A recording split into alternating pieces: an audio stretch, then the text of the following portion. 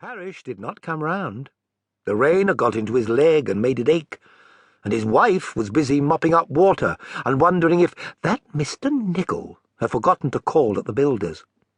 Had she seen any chance of borrowing anything useful, she would have sent Parish round, leg or no leg. But she did not, so Niggle was left to himself. At the end of a week or so, Niggle tottered out to his shed again. He tried to climb the ladder, but it made his head giddy. He sat and looked at the picture, but there were no patterns of leaves or visions of mountains in his mind that day. He could have painted a far-off view of a sandy desert, but he had not the energy. Next day he felt a good deal better. He climbed the ladder and began to paint. He had just begun to get into it again when there came a knock on the door. "Oh, damn," said Niggle, but he might just as well have said, "Come in," politely, for the door opened all the same. This time a very tall man came in, a total stranger. "This is a private studio," said Niggle. "I'm busy. Go away." "I am an inspector of houses," said the man, holding up his appointment card so that Niggle on his ladder could see it. "Oh," he said.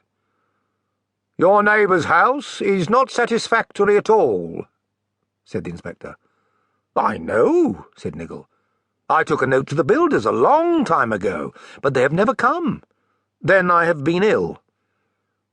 "I see," said the inspector. "But you are not ill now?" "But I'm not a builder. Parish ought to make a complaint to the town council and get help from the emergency service."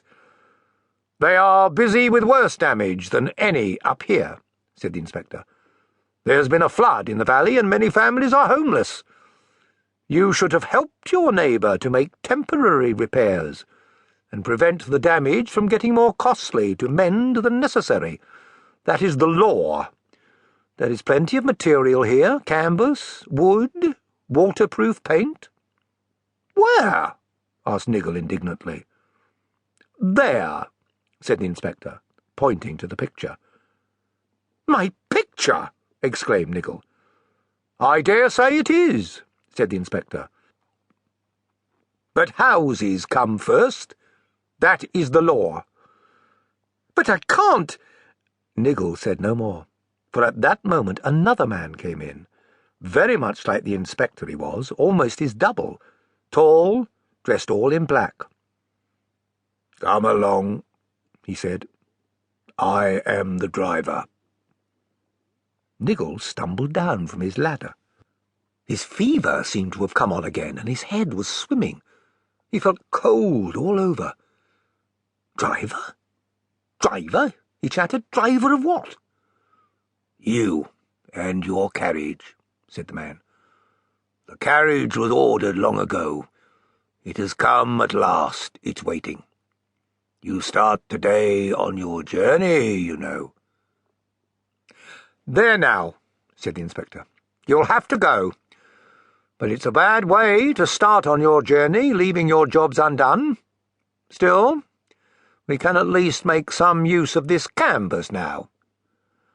"Oh, dear," said poor Niggle, beginning to weep. "And it's not even finished." "Not finished," said the driver. "Well, it's finished with, as far as you're concerned at any rate. Come along." Niggle went, quite quietly. The driver gave him no time to pack, saying that he ought to have done that before, and that they would miss the train. So all Niggle could do was to grab a little bag in the hall.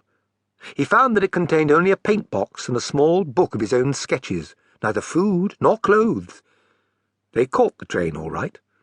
Niggle was feeling very tired and sleepy. He was hardly aware of what was going on when they bundled him into a compartment. He did not care much. He had forgotten where he was supposed to be going, or what he was going for. The train ran almost at once into a dark tunnel. Niggle woke up in a very large, dim railway station. A porter went along the platform. To keep listening to this audiobook, I've left you a link in the description so you can do it, at no cost thanks to Audible's 30-day free trial.